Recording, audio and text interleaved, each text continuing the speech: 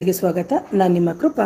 ಇವತ್ತಿನ ವಿಷಯ ಏನು ಅಂತಂದರೆ, ಯಾರೊಬ್ಬರು ನನಗೆ ಮೆಸೇಜ್ ಹಾಕಿದರು, ಮೇಡಮ್ ಕುಲದೇವತೆ ಅಂದ್ರೇನು, ಕುಲದೇವರ ಸಂಪ್ರದಾಯದಲ್ಲಿ ಅದರ ಸ್ಥಾನ ಅಂದ್ರೇನು, ಕುಲದೇವರ ಪೂಜೆಯ ಮಹತ್ವ, ಹಾಗೆ ಅಕಸ್ಮಾತ್ ಕುಲದೇವತೆ ನಮಗೆ ಗೊತ್ತಿಲ್ಲದೆ ಇದ್ದಂತಹ ಸಂದರ್ಭದಲ್ಲಿ ಯಾವ ರೀತಿಯಾಗಿ ನಾವು ಮನೆಯಲ್ಲೇ ನಮ್ಮ ಸಮಸ್ಯೆಗಳನ್ನ ಪರಿಹಾರ ಮಾಡ್ಕೊಳ್ಬೋದು ಅಂತ ಹೇಳ್ಬಿಟ್ಟು ಮೆಸೇಜ್ ಹಾಕಿದ್ರು. ಯಾಕಂದರೆ ಕೆಲವೆಲ್ಲ ಸಂದರ್ಭದಲ್ಲಿ ನಾವು ಹಲವಾರು ದೇವಸ್ಥಾನಗಳಿಗೆ ಹೋಗಿ ಬಂದ್ರೂ ಸಮೇತ ನಮಗೆ ಪರಿಹಾರಗಳು ಆಗಿರಲ್ಲ, ಅಥವಾ ಸಮಸ್ಯೆಗಳು ಉಲ್ಬಣ ಆಗ್ತಾ ಇರುತ್ತೆ. ಇದಕ್ಕೆ ಏನು ಅಂತ ಕಾರಣ ನೋಡಿ.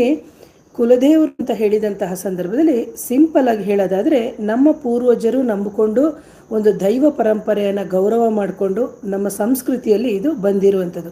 ಇದು ಈಗ ಅಂತಲ್ಲ, ಕಾಲಾನುಕಾಲದಿಂದ, ಅಂದರೆ ಮನುಷ್ಯ ಹುಟ್ಟಿದಾಗಿಂದು ಹೇಗೆ ಪ್ರಕೃತಿಯನ್ನು ಆರಾಧನೆ ಮಾಡ್ತಾ ಇದ್ನೋ, ಸೂರ್ಯ ಚಂದ್ರ ಅಥವಾ ಮರ ಗಿಡಗಳನ್ನ ಹೇಗೆ ಆರಾಧನೆ ಮಾಡ್ತಾ ಇದ್ದೋ, ತದನಂತರದಲ್ಲೇ ನಮಗೆ ಕುಲದೈವದ ಕಾನ್ಸೆಪ್ಟ್ ಬಂದಿರೋದು. ಹಾಗಾಗಿ ನಮಗೆ ಕುಲದೇವರ ಪೂಜೆ ಅಥವಾ ಕುಲದೇವರ ಆರಾಧನೆ ಮಾಡದೆ ಇದ್ದಂತಹ ಸಂದರ್ಭದಲ್ಲಿ ನಮಗೆ ಹಲವಾರು ಸಮಸ್ಯೆಗಳು ಉಂಟಾಗುತ್ತೆ. ಕೆಲವರು ಹೇಳ್ತಾರೆ, ಮೇಡಮ್ ನಮಗೆ ಯಾಕಂದರೆ ಕುಲದೇವರನ್ನ ಇತ್ತೀಚಿನ ದಿನಗಳಲ್ಲಿ ಎಷ್ಟೋ ಜನ ಮರ್ತಿದ್ದಾರೆ.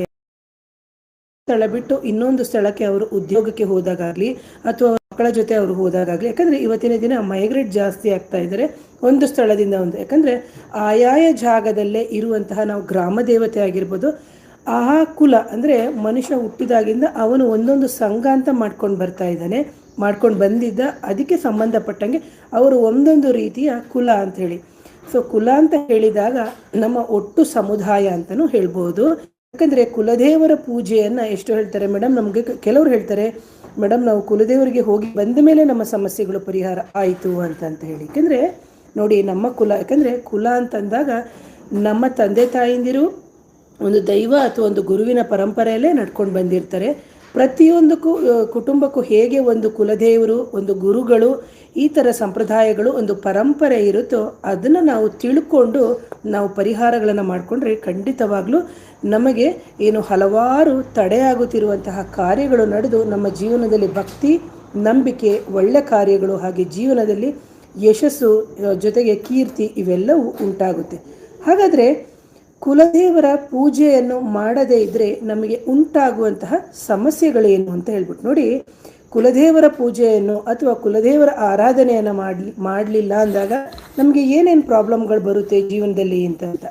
ಸೊ ನೋಡಿ, ಕುಲದೇವರ ಆರಾಧನೆ ಮಾಡದೇ ಇದ್ದಾಗ ನಮಗೆ ಆರೋಗ್ಯದಲ್ಲಿ ಏರುಪೇರುಗಳು ಬರುತ್ತೆ, ಹಣಕಾಸಿನ ಸಮಸ್ಯೆಗಳು ಬರುತ್ತೆ, ಮನೆಯಲ್ಲಿ ಮಕ್ಕಳ ವಿವಾಹ ಆಗದೇ ಇರ್ಬೋದು, ಅಥವಾ ಸಂತಾನಗಳಲ್ಲಿ ತಡೆ ಆಗ್ತಾ ಇರ್ಬೋದು, ಅಥವಾ ಸಂತಾನಕ್ಕೆ ಸಂಬಂಧಪಟ್ಟಂತಹ ಸಮಸ್ಯೆಗಳಾಗುವಂಥದ್ದು, ಅಥವಾ ಯಾವುದೇ ಏಳಿಗೆಗಳು ಆಗದೆ ಇರುವಂಥದ್ದು. ಅದರ ಜೊತೆಗೆ ನೀವು ನೋಡ್ಬೋದು, ಎಷ್ಟೋ ಬಾರಿ ನಾವು ಕುಲದೇವರ ದೇವಸ್ಥಾನಕ್ಕೆ ಹೋಗಬೇಕು ಅಂತ ಹೇಳ್ತಿದ್ದಂತಹ ಸಂದರ್ಭದಲ್ಲಿ ನಮಗೆ ಅಪಘಾತಗಳು ಉಂಟಾಗೋದು, ಒಂದು ಮಾನಸಿಕ ಕಿರಿಕಿರಿ ಉಂಟಾಗುವಂಥದ್ದು, ಒಂದು ಮನಸ್ಸಿನಲ್ಲಿ ಅಥವಾ ಮನೆಯಲ್ಲಿ ಒಂದು ನೆಮ್ಮದಿಯ ವಾತಾವರಣನೇ ಇರಲ್ಲ. ಇಂತಹ ಸಂದರ್ಭದಲ್ಲಿ ಕುಲದೇವರ ಮೊರೆಯ ನಾವು ಹೋಗಬೇಕಾಗುತ್ತೆ ಅಂತ ಹೇಳ್ತೀನಿ. ಯಾಕಂದರೆ ಈ ಏನು ನಾವು ಮರ್ತಾಗ ಈ ಥರ ಹಲವಾರು ಸಮಸ್ಯೆಗಳಾಗುತ್ತೆ. ಇಲ್ಲಿ ನೋಡಿ, ಯಾಕೆ ಅಂತಂದಾಗ ಸರಳವಾಗಿ ಹೇಳೋದಾದರೆ, ನಾವು ನಮ್ಮ ತಂದೆ ತಾಯಿನ ಹೇಗೆ ಗೌರವಿಸ್ತೀವೋ ಪ್ರೀತಿಸ್ತೀವೋ ಹಾಗೆ ಪ್ರಕೃತಿಯನ್ನು ನಾವು ಪ್ರೀತಿಸಬೇಕು, ಜೊತೆಗೆ ಆರಾಧಿಸಬೇಕು. ಯಾಕಂದರೆ ಸೂರ್ಯ ಚಂದ್ರ ಏನು ನಿಮಗೆ ಗೊತ್ತಿದೆ. ಆದರೆ ನಾವೇನು ಮಾಡ್ತೀವಿ, ಅದನ್ನು ಬಿಟ್ಟು ನಾವು ಬೇರೇನೋ ಯೋಚನೆ ಮಾಡ್ತಾ ಇರ್ತೀವಿ.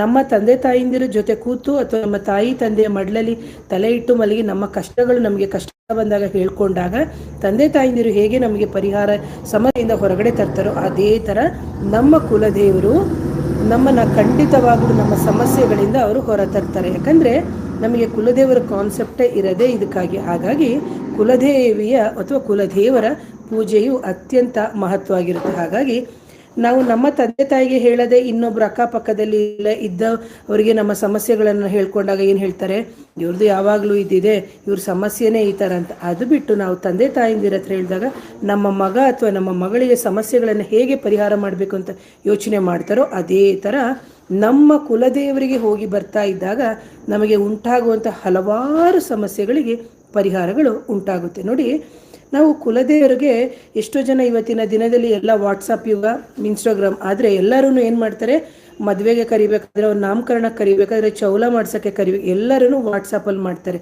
ಆದರೆ ಒಬ್ಬರೂ ನಮ್ಮ ಕುಲದೇವರಿಂದ ನಮಗೆ ಆಶೀರ್ವಾದ ಸಿಕ್ಕಿದೆ. ಎಷ್ಟೋ ವರ್ಷಗಳ ನಂತರ ನಮ್ಮ ಒಂದು ಫ್ಯಾಮಿಲಿಯಲ್ಲಿ ಸಂತಾನ ಆಗಿದೆ. ಆ ಸಂತಾನಕ್ಕೆ ಕುಲದೇವರ ಹತ್ರ ಹೋಗಿ ಬರಬೇಕು.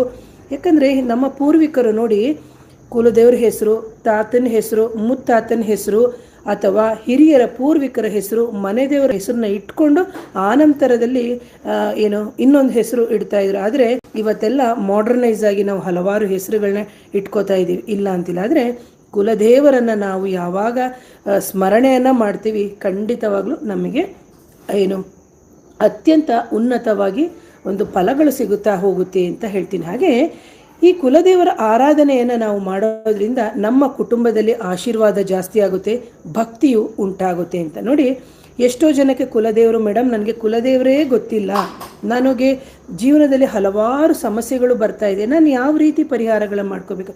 ಎಷ್ಟೋ ಜನ ಕನ್ಸಲ್ಟೇಷನಿಗೆ ಬಂದಾಗ ಹೇಳ್ತಾರೆ, ಮೇಡಮ್ ಕುಲದೇವ್ರು ಗೊತ್ತಿಲ್ಲ, ಮನೆ ದೇವ್ರು ಗೊತ್ತಿಲ್ಲ, ಒಂದು ಗಣಪತಿ ಪೂಜೆ ಮಾಡ್ಕೋತಾ ಇದ್ದೀನಿ. ನಿಜ, ಇಲ್ಲ ಅಂತ ನಾನು ಹೇಳ್ತಿಲ್ಲ. ಆದರೆ ಈಗ ನೀವು ನೋಡಿ, ಯಾವುದು ಒಂದು ಬಣಜಿಗ ಕುಟುಂಬ ಆಗಿರ್ಬೋದು, ಅಥವಾ ವಿಶ್ವಕರ್ಮ ಕುಟುಂಬವಾಗಿರ್ಬೋದು, ಅಥವಾ ಹಾಲ್ಮತದವರಾಗಿರ್ಬೋದು, ಅಥವಾ ವೈಷ್ಣವರಾಗಿರ್ಬೋದು, ಅಂದರೆ ನಾವು ಮಾಧ್ವ ಪರಂಪರೆ ಆಗಿರ್ಬೋದು. ಯಾಕಂದರೆ ಒಂದೊಂದು ಪರಂಪರೆಯವರು ಒಂದೊಂದು ನಂಬಲ್ಲ.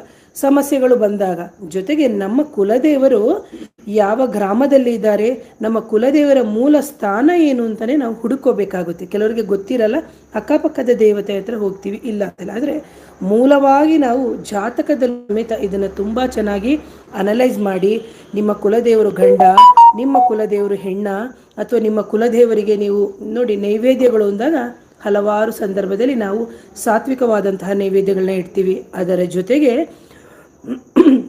ಮಾಂಸಾಹಾರದ ನೈವೇದ್ಯವನ್ನು ಸಮೇತ ನಾವು ಇಡ್ತೀವಿ. ಆಗ ನಾವಿಲ್ಲಿ ಯೋಚನೆ ಮಾಡಬೇಕು, ನಮ್ಮ ಹಿರಿಯರ ಪರಂಪರೆ ಯಾವ ಥರ ನಡ್ಕೊಂಡು ಬಂದಿದೆ ಅದನ್ನು ನಾವು ಸಮೇತ ಗಣನೆಗೆ ತಗೊಂಡು ಪ್ರಶ್ನಾಶಾಸ್ತ್ರದ ಮುಖಾಂತರ ನಾವು ನಮ್ಮ ಕುಲದೇವರನ್ನು ಸಮೇತ ನಾವು ಕಂಡು ಹಿಡ್ಕೋಬೋದು ಅಂತ ಹೇಳ್ತೀನಿ ಪ್ರಿಯ.